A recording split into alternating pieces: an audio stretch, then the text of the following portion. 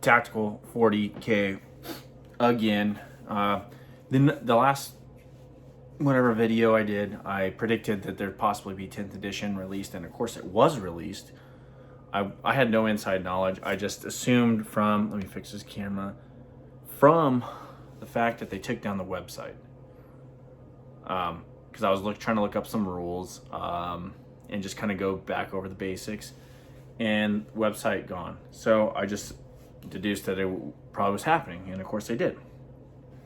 Now, there's been some interesting stuff about data sheets and some things they put certain characteristics in different places than we have in 9th edition, which is, I don't know, it looks like it's going to be kind of cool. It allows you to kind of them to get a little more nuance, but at the same time not overcomplicate things. And of course, stratagems are getting revamped to be more simplified. It looks like armies being, we're going to get into this because today the mustering of our armies or whatever, the army building thing, is a little bit more details came out about them. Also, some of the cool things, the Terminators, that's, I mean, being a Space Marine, being a Beaky Boy, Raven Guard player, looking at the Terminators, those look pretty sweet. I was contemplating getting some before, I just didn't. I thought they'd come out with some Primaris ones, but it turns out they are Primaris, but then they aren't as well. You can have Firstborn Marines in there. So that's cool. That was some cool things that were released. But overall, you know, it sucks a little bit because you're just getting into this. I'm still building this army. I actually have the army, like I said, I showed you the box at the Strike Force, plus what I have to build, almost at 2,000 points. I got like a couple other little things that I'd have to add to it to actually have filled that list that I was talking about. The whole point of the starting point of this channel.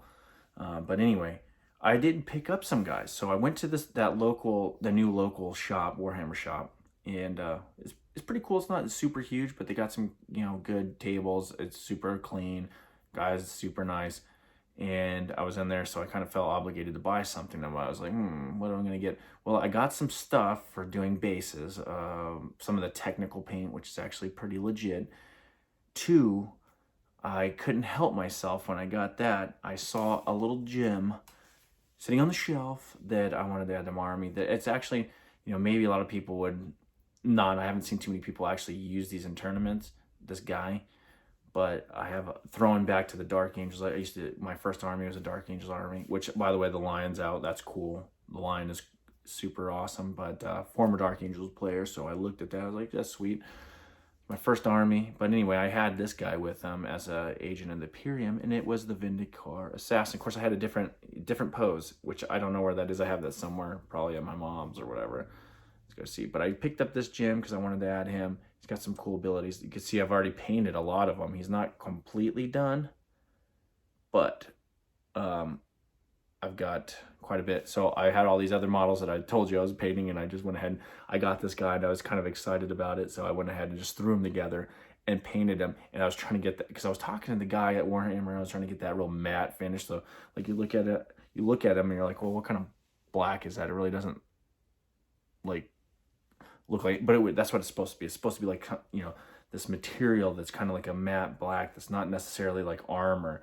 So that's what I was going for, and it turned out pretty well so far. And then I just got a few little touch-ups on him, but he's playable as of now.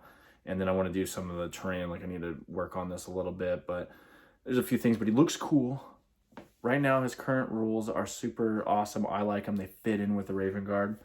Actually, you know, with some of his stealth abilities, some of his abilities to, you know, target people with that executioner rifle, some of the characteristics of that, wounding, and then continuing the roll until, you know, inflicting wound. It's cool. I don't want to get too more far into him because we got other things to go over, but I'm trying to go through some of them all. So my boys here, my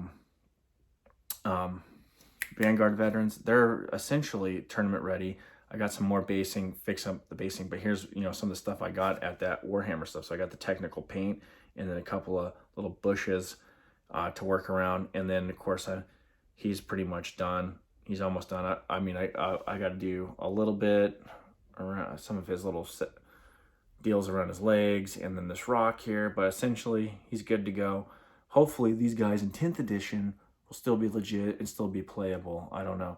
Otherwise, they'd be just a cool, I guess they're just going to sit up and just look cool from now on. And then I got some other bits. I guess I can use their sorry, somebody decided to start the loudest vehicle in the world. But anyways, I got some bits from them. Maybe I can use in some of the premieres. Now, here's one I will be able to use in 10th edition. Here is one I will be, because of, looking at the box set, like we talked about, there's some theories, about how that box set works with the army building thing. We'll get into that. But remember the Reavers? Oh, I already showed him. So here he is, the Reaver Lieutenant. I got him. I still got to finish him. I just started on him.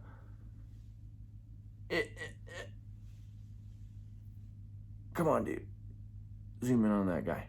Anyway, I was super proud of his face. I did a really good job on his face so far. I got to go in and touch up a lot of little things, but I threw him together because I was excited about him, so I'm working on him. So now I got to do the Inceptor. So I got to work on his, gun. I'm going to highlight some of the, some of his rest of his armor on his arms. I want to keep that kind of white. Anyway, he's part of Second Company. Raven Guard, and you haven't seen that many because most people throw Third Company on there. Kaven Shrike's was part of Third Company, but Second Company is supposed to be, the veterans or like super BA, type Raven Guard guys that are encompassing all the parts of the Trifold Path or whatever that is. But so Second Company, I'm going to do the rest of the Reavers like that, with like that yellow highlighting Second Company. And he's going to be leading those guys, essentially, some of the sergeants. But anyway, we're already 6 minutes in, so I wanted to get to it. But anyway, those are what I've been working on. I got to we're going to start the interceptors. I call them inceptors here soon. And, coming up with 9th and 10th edition, I don't really know whether the bolters would be the way to go or the plasma. So I'm thinking I'm just going to go plasma still. But I have no real idea. Maybe the longer I procrastinate, the more we'll learn more about it. But I might just go with the cool factor, which would be plasmas, right? Plasmas are always cool. If you have an opinion on that, throw me a comment or something, because I'm not sure how this 10th edition is going to shake out when it comes. They're reducing AP, so I don't know. Relatively, theoretically, a plasma assault gun or whatever they have should be hitting harder than the bolter, but we don't know yet. We don't know. Anyway, so the news that came out today, which I was really curious about, and I had some theories, and I was, I actually posted some stuff on Reddit about it, or replying to guys, is, this box is so super close to this 10th edition announcement, because we're wondering, where are the troops? I don't see them, because if you're going to build a 9th edition army, you got to have a troop slots, right? For the most part.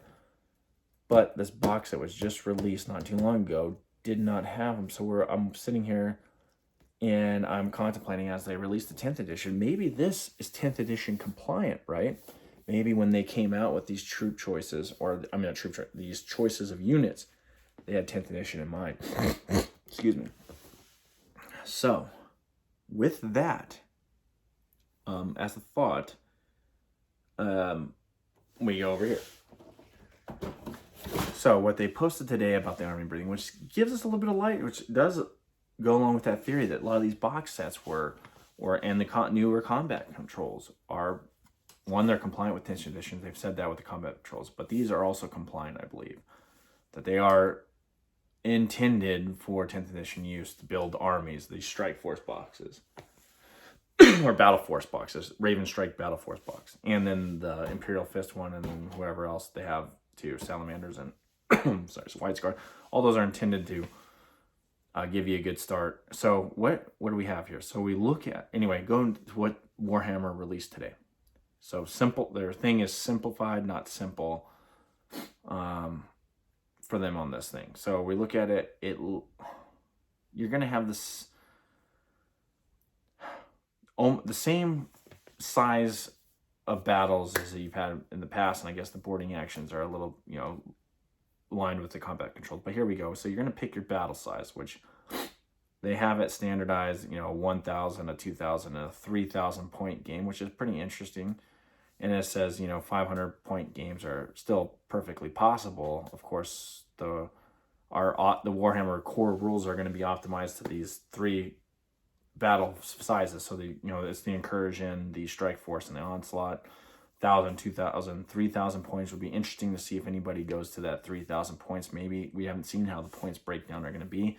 Maybe the new standardized tournament thing is going to be 3,000 points. I don't know. Maybe I'll stick because Strike Force at 2,000 points, which goes along. When we see the name Strike Force, Battle Raven Strike Battle Force. Currently, you got. I don't know if these are gonna. Whole thing is gonna be 2,000 points like the Strike Force. I don't know. I'm just pointing out some interesting corresponding terminologies here. So then we go to the so from there you it says power levels are a thing in Pathfinder. I never really got into power levels anyway. I was just like, well, whatever. I guess it's useful maybe in maybe it was Kill Team or whatever. I just said the damn thing. Boarding actions or whatever. I think maybe that was relevant there. I don't know. Points are now the order of the day. Well, we know that. Okay, so you go to your army roster. So you're going to be picking your factions here. So rosters can be anything you want them to be, it says. You will be able to download blank printable roster sheets from Warhammer Community. Okay, that's cool. Using upcoming new Warhammer 40k app, or even write them all down on a piece of paper just to make sure your opponent can see it before you start. So what do we have here? We have Imperium, the Chaos, and then your Xenos, whatever overall factions that look like, this step hasn't changed. Pick your favorite army, prepare for battle. This step also decides your faction keyword. Note that it's quite rare to pick allies in most game modes. It's assumed that your force will be drawn from a single faction. However, if you want to play a larger game representing a combined force, say an Imperial Indominus Crusade fleet, you absolutely can in a casual setting. So that tells you that you're not going to be able to do that in a tournament, or what they're envisioning their tournament stuff is. So anyway, so we select attachment. Here's where the differences are between 9th and 10th edition. And they spell it out right here. It's like instead of choosing a sub-faction or constructing your own, you can choose a single set of detachment rules for your whole army. These include special abilities, enhancements, stratagems, and unique restrictions. So it gives you a hypothetical one. So it goes, for instance, if you're playing the Gladius Task Force, which I have a big picture of that, this thing here, which, a thing here fighting some, whatever, Tyranid stuff, of Adeptus Astartes, so Space Marines, essentially. Your faction gives you Oath of Moment, Army Rule. More on this the next week. So next week we're going to hear a little bit more about some of the stratagems, apparently. So that's going to be cool, so stay tuned for that. While your attachment gives you access to 6 unique stratagems on the top of the core group in the main rules. So you'll have 6 stratagems, it seems like, which I was hoping that they would go, okay, well, we have these sub-factions, like for Space Marines, anyway, you have Imperial Fist, Raven Guard, Salamanders, whatever, White Scars, Ultramarines, all those jazz. Each one had 6 individual stratagems, like, that were specific to that thing that allowed you to, tactically show their tactical differences, or their, just battlefield, the way they fight, all right? I guess that's what I'm getting at, just so it kind of more, niches these armies so to their ethos, their lore, and maybe they will eventually, but here, anyway, with Codex releases in the future as well, so that you get on top of your core, as well as 4 exclusive enhancements for Space Marine characters. That will be interesting because we'll see that different Space Marine characters. It also bags you combat doctrine abilities, which I've said when it comes to these combat doctrines, especially for Space Marines, you go from Devastator to whatever to tactical. Like a faction should be able to choose what doctrine it should be in. So if the battle plan is to get into melee, I should be able to stay in whatever tactical doctrine. If I'm sitting back with a lot of indirect fire weapons, heavy weapons, or whatever, I should be able to determine, because I'd be pre-planning in the battlefield, in the battle space, to give them Devastator doctrine, and then maybe you have some special stratagem or whatever. But anyway, I don't know. We'll see what happens with that, which allows you to pick from 3 powerful doctrines during your command phase. So maybe that's what they're doing. Okay. If you choose to fight with a different attachment, you would replace your stratagems and combat doctrines with the new detachment. Detachment choice will very rarely be tied to an army color scheme. So while like Ultramarines might be the theoretical and practical masters of the Gladius task force, our other chapters can use it too. And the same will be true of many other detachments as they are added into the game. This means that you can try multiple detachments with a single army. You may not be going, you're not going to be locked into a single detachment because you painted your army yellow, blue, or what. Okay, this allows you flexibility. I see the pros and cons of this one. One, like if you have a Space Marine army, maybe you can take the abilities of some of these other factions. But on the other side of the thing, when you're, you like to play, but you also like the lore of it, so you paint like, for us, Raven Guard army, and you kind of know and feel like, oh, I'm going to play this Raven Guard army. It's White Scars or whatever the case may be, which would be pretty awesome. You can, whatever the advance, being able to advance and charge and all this other jazz. But the Beaky Boys, they're supposed to be sneaky and do that. You're not going to play them as the Salamanders or whatever. And have that look. But I don't know. We'll see. I think a lot of people will kind of stick to it. There'll be some guys that are going to just blandly paint Space Marines, and then they can just like whatever, pick whatever doctrines they want. But we'll see how that shapes out. Like, this is very high level. We haven't got into it. So anyway, it gives you like a little segment here. It says pick units. So like at least one character, max of one epic hero, which I'd imagine it shows it has an outline of Gilliam. So talking about like maybe if you wanted to take the lion or whatever, you can't take Gilliam with him. You can't take Aruto with the lion. All right, so up to 3 of the same data sheet. So if you wanted to take 3 squads of Vanguard vets, or if they're still there, say 3 squads of Terminators, you can do that. Up to 6 of the same battle line or dedicated transport. So battle line, I'm assuming battle line is now considered the new troop, which for Raven Guard players, hopefully that means that maybe Reavers will be in that battle line segment. And then that way you can put them up there. But you can have 6 of the same of those. So I guess currently you'd probably say, well, you can have 6 things of intercessors or 6 things of infiltrators or vice, whatever. So interesting. So you use the faction keyword you picked up earlier, now select the units you want. It's just everything I said. Each character can only have 1 enhancement, and you can't include more than 3 enhancements in total. And they must all be different. So if you bring these other characters, like I was planning on taking 2 lieutenants because they had that ability to like split detachments. I'm assuming that these enhancements you have for these guys, having like a Shrike in the army, having the jump, the shot, whatever I had, the jump pad captain or whatever, having that type of dude in the army is going to kind of make it so that you can't bring the same thing, which I don't think you can now, like when you get a Warlord Church, but it allows you can only get 1 enhancement up to 3. So if you had 3 guys right now, I can only have 3 of those dudes there. But anyway, we'll see. We'll see on that one. We'll see on that. That's pretty interesting. But it looks to me right now, what it reads, how I take it is, okay, so if I had all my 4 characters, assuming you call lieutenants characters or whatever, so I can only take 3 enhancements. All of them will have to be different, and 1 wouldn't have an enhancement. So you gotta select a warlord for these missions. From the start of the new edition, we'll be releasing dozens of packs of affordable index cards. So you have the index cards, and then free rules. And then it's talking about combat patrols, how they're going to integrate the combat patrols so that you can just get into playing at equal point levels. But I'm imagining that you'll have codexes eventually, and that hopefully we'll kind of niche it out a little bit when it comes to factions. But I mean, whatever, it is what it is. That's the only thing that I can see pros and cons, but I'm kind of on both sides of the fence on this. I'm like, well, a dude can paint his army blue and he's supposed to be like an Ultramarine dude. I guess you can say it's like a successor of this, but I don't know.